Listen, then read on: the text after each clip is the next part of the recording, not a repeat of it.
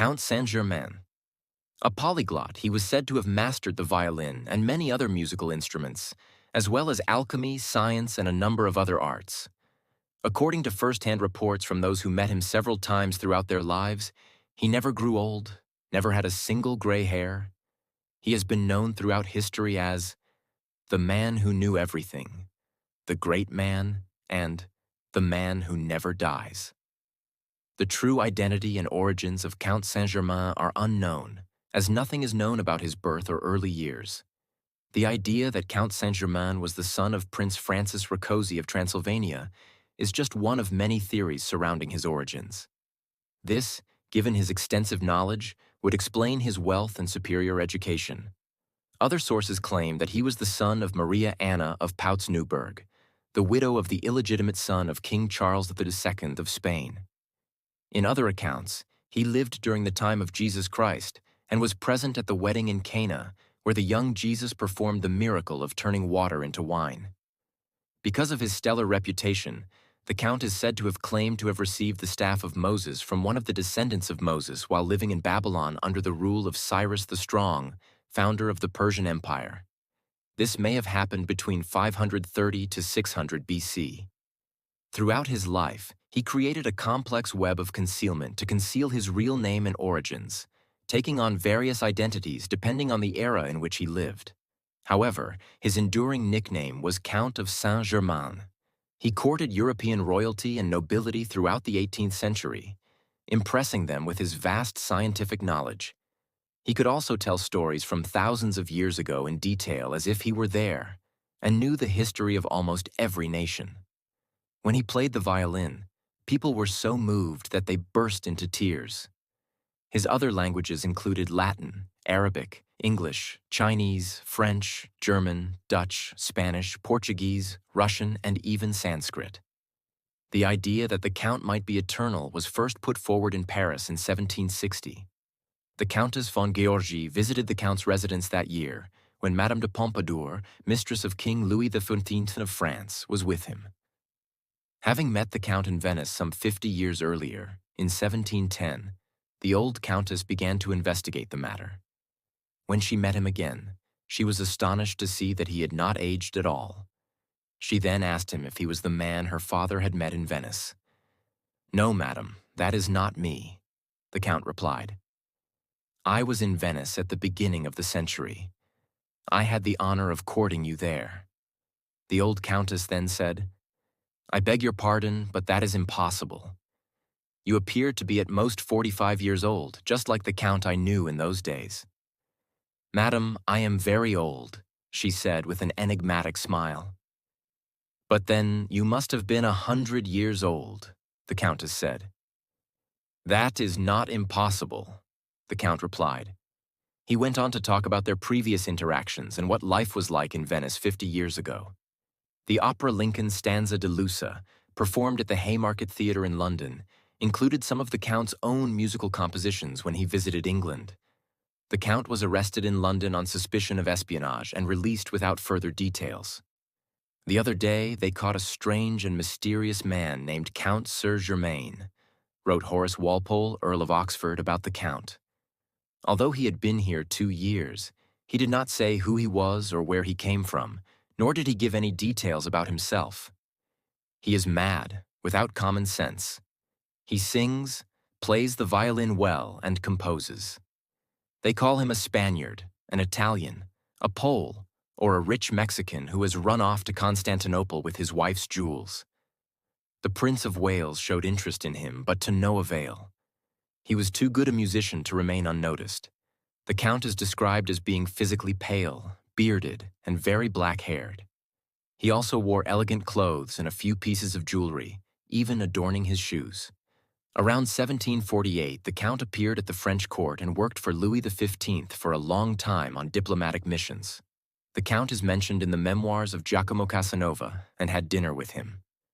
According to the memoirs, they first met in Paris in 1757.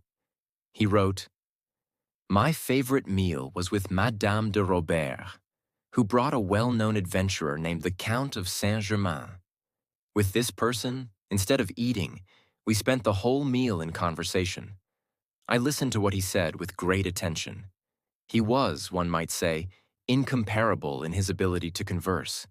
He was an excellent womanizer, a linguist, a scientist, a pianist, a scholar, and a handsome man. He made them up, chatted them up, and complimented them. This extraordinary man, born the king of the frauds, boasted with ease and confidence that he was 300 years old, that he had solved the mystery of universal medicine, that he had mastered nature, and that he could melt diamonds. He even claimed that he could use the finest water to produce 1 out of 10 or 12 small diamonds without losing any weight. "All this is nothing but a trifle," he remarked. Despite his obvious lies, I found him an extraordinary man and was very impressed by him. The Count went to Russia in 1762, where he was present at the accession of Catherine the Great. It is said that he played a role. Under his leadership, Russia expanded, its culture revived, and it became internationally recognized as one of the great countries. When Louis XVI ascended to the throne in 1774, the Count returned to France. He warned them that a great revolution would occur within 15 years. The Count's arrival in Altona, Hamburg, in 1779 marked his next appearance. He was greeted by Prince Charles of Hesse-Kassel, who had a great interest in secret societies. The Count showed the prince many of his jewels and told him that he had a superior method of dyeing fabrics.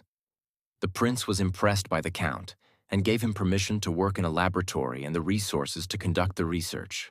The Count would collaborate with the prince to create the jewels, and the prince would tell him that he was the only person the Count trusted.